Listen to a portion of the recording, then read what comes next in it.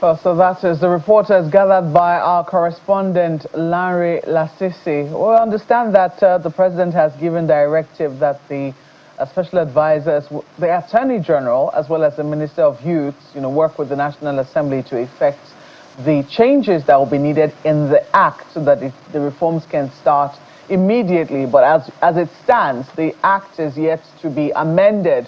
So we'll still have a period within which to debate it.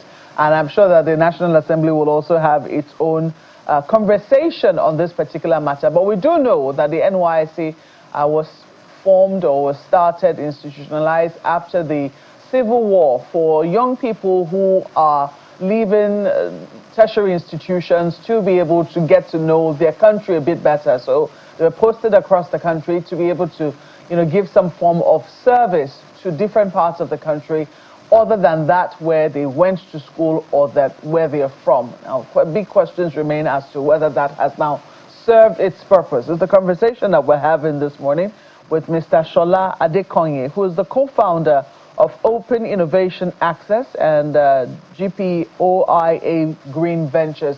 Good morning, and thank you so much for joining us on Sunrise Early this morning. I'm sure that you must have I want to believe that you have fond memories of your time as a youth corps member.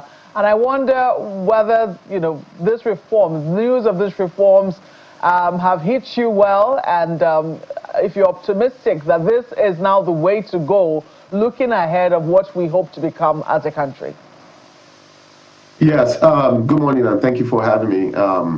I remember my time serving in NYSC in Enugu. I always wondered what the purpose was. What is the purpose? What is the end goal of all of this? So fast forward 2 years ago, we had under an MOU with the National Troop of Nigeria, we did a pilot program to introduce advanced technology to the NYSC, one of the NYSC camps, and we saw massive interest in the NYSC core members. In learning more about technology and getting involved with it. So we always knew that this was the right way to go. It was just a matter of time. So I'm optimistic about this. I think regardless of the political agenda or the intent behind this, I think it's the right thing. It's historic. It's historic in the sense that it's not the leadership change. It now moves the focus from what it was many 53 years ago to current times. Times have changed. The needs of the country have changed. The future is waiting, and what needs to be done in the present needs to prepare young people for the future. No longer could that paramilitary agenda, serve the future. So this here is historic, and we believe this is the right thing to do. It also links this reform to the 1 trillion economy agenda. Because now with this, we are able to turn the national, NYSC to the infrastructure for workforce development that can support that agenda. So no longer does that 1 trillion economy seem like, wishful thinking. There's a concrete plan now behind that to make that happen. So this is the right, thing to do. We believe that strongly. Of course, it comes with risk as well. There's execution risk. It's still going to pass through legislative and legal, framework for it to get approved, for it to pass, and for it to actually, even be ready to be executed. So that execution risk is there. We also see where there is also the funding risk. If the funding is not released, then all of this is just good on paper, and it is not real. So the funding released to actually make it happen, to get that certification that was being talked about, to legitimize that and add some credence to that, then without that funding release, none of that can be achieved. So we always see this happening. We see that this is the right thing to do. Some of the risks that are also involved with this are risks such as, if this, at the end of the day, is not linked to employment, some sort of employer-linked, feature to it, then it's still not going to achieve the purpose. It's still going to be a dead horse, in the sense that you can have all the certification. If nobody is hiring people that have those certifications, then it's just really people, a bunch of people with paper in their hands that can't do much with it. So it's a good thing. It's a right step in the right direction, and we believe strongly. We support it. We're really excited about it too. It's interesting, your very first comment, that you remember the time you had in Enugu, but you were wondering what the purpose was about. Some people say it was right there in its name, the National Youth Service Corps. Do you think that as it stands, given what we have been able to see, the broad overview, because we do not have all of the details, we do not have the nitty-gritty of it yet, and how it's going to fundamentally change from what we have now to what exactly they're hoping it will be. Do you think that the underlying theme, which is service, which is supposed to be service to fatherland, that's why people were sent to schools, you served in hospitals, it was supposed to be some sort of altruistic, willingly given of yourself and your knowledge through the tertiary institution that you went to. Do you think that is somewhat defeated as we now focus on self and empowerment and the future of these young people? No, I think this actually reaffirms that and really makes that even more. Really focuses NYSC to that, because when under the old agenda or the old objective, service was not, that paramilitary element to it was not really serving the country per se. There were times that people had to go to some rural areas to teach, but that in itself is not, it's not nationalistic in the sense. And at the end of the day, the service could be it's questionable. Now, I think this reform really focuses all effort into national service. That is what it's supposed to be. It's not geographical or rural, rural service. This is now nationalistic, and it's focused on really serving the nation to move the nation's agenda forward. We see this has also been done in Germany. Germany has this where they have this dual vocational program where people, similar to the NYSC, young people are sort of trained and skilled to serve the country in whatever purpose, in whatever area the country needs this service. But without people being trained and having the necessary skill, they can't serve the national agenda or the national purpose. So yes, in a sense, it looks like it's more, the focus changes, but we believe strongly that this focus here, this reform now focuses that effort to national, to bringing the national agenda forward and really helping the nation achieve its agenda. But under the old objective or the old arrangement, that service was questionable. So with this, the focus is now, it's now more better focused on national service. We also see this in Israel, and it's worked really well in Israel. It's civilian-led. It's more focused on security. It's all about security, training young people up, helping them to develop skills in security, and then they go on to develop different innovations for the nation in improving its cybersecurity and also national security, and it's worked really well for Israel. So the service in itself is now more pronounced in this reform because the effort is now going to be what does the nation need and how do we skill our people up to be able to serve the nation in that area. I believe one of the things that's highlighted under this is really a 6-week orientation that focuses people on their on their area of expertise. So it's no longer this arbitrary training where you're sent to go teach somewhere without having the necessary skill to do that. And people may not even be able to function really well in that capacity. But now they are going to be trained in their own area of expertise. They're going to be upskilled in that area, and they will be able to now use those skills and those the experience and the skills that they garner to serve the country in the areas that the country truly needs help. So We believe it's more focused, it's better focused now, and it really also just I think it will better serve the country better this way. All right, I know my colleague Ayo also has questions for you. Ayo.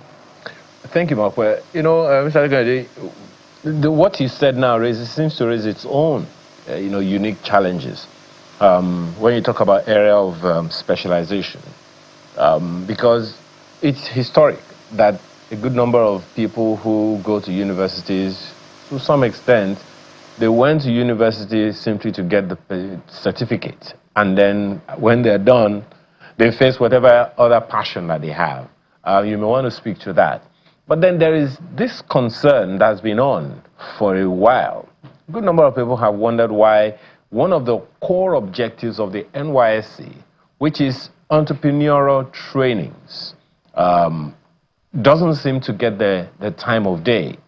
The hope, I believe, was that when you leave the camp and after you are done serving, you should be able to start a business by your own, a small business or whatever. Entrepreneurship was an integral part of the NYSC at the time. I don't know if you think that this new direction will help that a lot more than it ever did, such that people are not just looking for a blue collar. They actually, pick the gauntlet themselves and they try to start something. Do you see that happening? Happening even that having a better chance under this reform than before, because under the old agenda, it was people were asked to go serve in the areas that they might not have expertise in. And most of the time, the service was all based on teaching in rural areas mostly. And at the end of the day, they were not, the NYSC core members were not skilled in any way. So they didn't have any real skill other than the theoretical knowledge that we learned in school. And that was what they had to go into the workforce with. So they didn't have any real skill to go start business, let alone have the funding to go start. This reform here focuses on them, developing them, upskilling them to come to the level that they can actually even start entrepreneurship the proper way. With better chances of success, because they're going to learn the skills of entrepreneurship. They're going to learn the rigor of entrepreneurship under this reform. It's civilian based. It's also going to expose them to the national agenda. What does the country really need? Where is the need of the country? And they're going to upskill in those areas. So there is going to be need and demand for the sort of skill that they develop during this, during their time in the orientation program. So I think it has a better chance now of succeeding than before, because there's going to be ready-made demand. Hopefully it's executed well, and hopefully the funding is released, and hopefully the certification program is set up right to have the right credibility, because now without the right credibility, all you have in your hand might be just piece of paper. So assume all that is done right, I think this has a better chance of giving light to entrepreneurship and giving people the chance to be able to express themselves in that way. Another leg to that would be some kind of transition. Now with this new specialized streams being created, it begs the question of whether or not, I mean, you said it right now, many of these people who go into these spaces, they don't even have any skills, and they're just supposed to come in. Now, when they're in school, when they're in uni, there are a good number of people who believe that much of the curriculum that they use, they're already outdated. And then there are those who go for certain technical education, particularly in the universities, computer science and all of that. They've never seen a computer before. There are those who study certain things, engineering courses and all, and they just see the theory, they see the diagrams, and they've never really seen the equipment.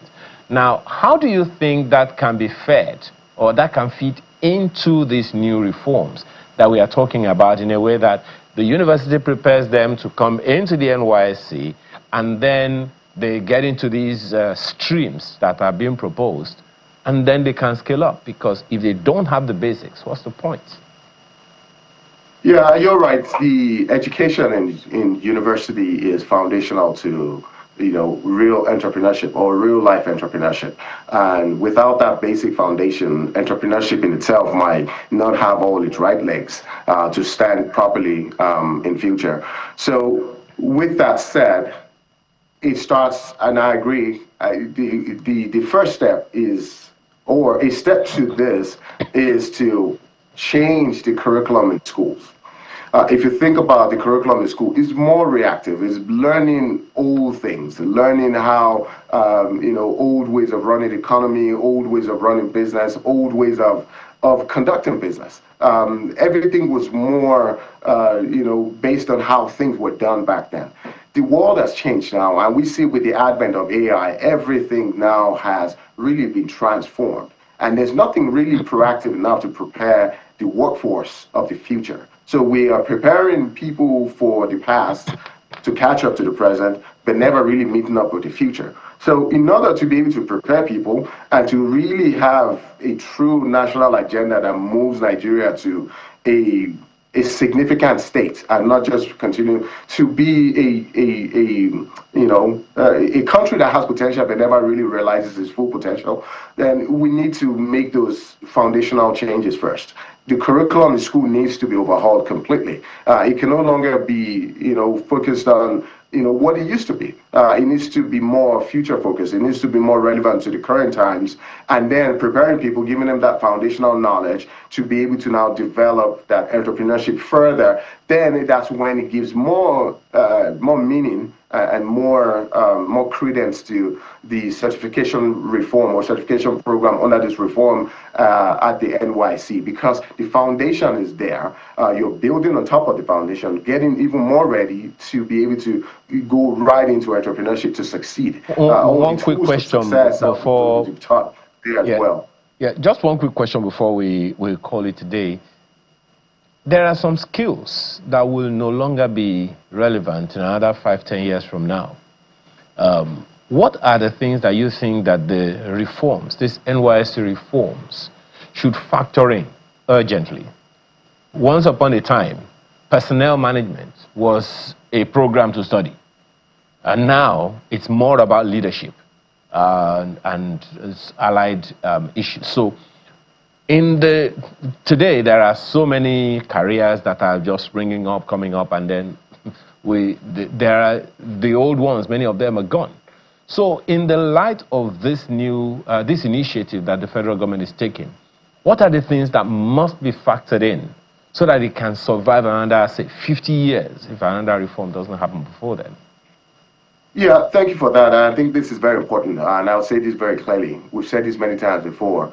Without the introduction or the infusion of artificial intelligence into this program, I'm sorry, it would just be still playing catch up and still just playing around. The artificial intelligence is here and is real. And it's no longer an option. It's no longer left at the discretion of people to either learn or not learn. It's now a national agenda for many countries. And Africa still, and particularly Nigeria, still boasts itself in the potential of having the youngest population in the future. The only problem with that is if that population is not AI educated, in the future, the countries that may need this talent may no longer need that talent, because now they can have artificial intelligence robots doing all the work that humans could be doing. So without the introduction or the infusion of artificial intelligence into this program, it would still be playing catch up, and it would still be catching up to the future, to the present times, and not really focused on the future, because the future is more AI focused. And AI is infused into every aspect, into the fabric of life altogether. Every profession is going to have an aspect where AI plays a big role in it. So without artificial intelligence infused into this, it would just be, it would not be standing on all the right legs to succeed in the future. Well, while we're still waiting for the nitty-gritty of, the details of this particular reform, to know, because what we do know is that the leadership of the NYSC will now change as we know it. We will no longer have a military leader. That's what we've been told. It's not clear if the military component, because Madam Hadiza Bala Usman only spoke about safety still being under the purview of the military. But it's unclear if the 3-week paramilitary training in camp is still going to be a part of it or whether it will be expunged. And for a number of people, they had thought before now that that will be a way to introduce, at least for young people to experience what it is that some of the service cause. I mean, the police, the NDLEA, yes, the NSCDC, and of course the military, what they usually have to go through, at least just a sampling of it before they even go into other things that involve service. Do you think that that part of the service, if at all, is going to be tinkered with? Do you think it should be expunged? I think it should still be kept. I mean, if you look at the Israeli program, in Israel, this paramilitary program that they have, there's a military component of it where there's physical fitness, physical activity done to continue to develop, that physical fitness in people and to give them that, the physical fitness component is always there to keep people, because at the national level, you're serving the country. You have to have the health and the fitness to be able to serve in the capacity that you might be serving to. Some professions may need physical exertion to be able to even perform them. So that physical component should be there, but it should not be the main component of it. It should be a subset of it. It should be, if I were to put that on the scale, maybe 10 to 20% of it, where that physical aspect is there. You're serving the country, your paramilitary program. It's similar to the national, to the military reserve here in the U.S., where, in the reserve, you might serve every 2 weeks, you might go for some type of boot camp to just keep that physical fitness. But the main profession is about serving the country and developing skills that are needed to serve the country. So that component needs to be the significant component in the entire reform. But the physical fitness, I think, should still be there to develop that physical strength to be able to serve in areas that might need that physical exertion, for those professions that might need that physical exertion. So I think that aspect still needs to be kept, but it should not be the main focus. It should be kept very, minor in the entire grand scheme of things. Well, Mr. Shola Adekonye, thank you so much for sharing your thoughts with us this morning on Sunrise Daily. He's the co-founder of Open Innovation Access and GPOIA Green Ventures. Thank you once more for speaking with us. Thanks for having me. Well, we'll take a break now. We'll come back. We'll take another perspective, especially on this matter happening in South Africa, keeping tabs on developments there, as well as local politics back home. The NDC registration is still hanging in a balance, with matters being unclear as to whether or not INEC will be handing access codes to all of the political parties, including the NDC. In just a moment, please stay with us.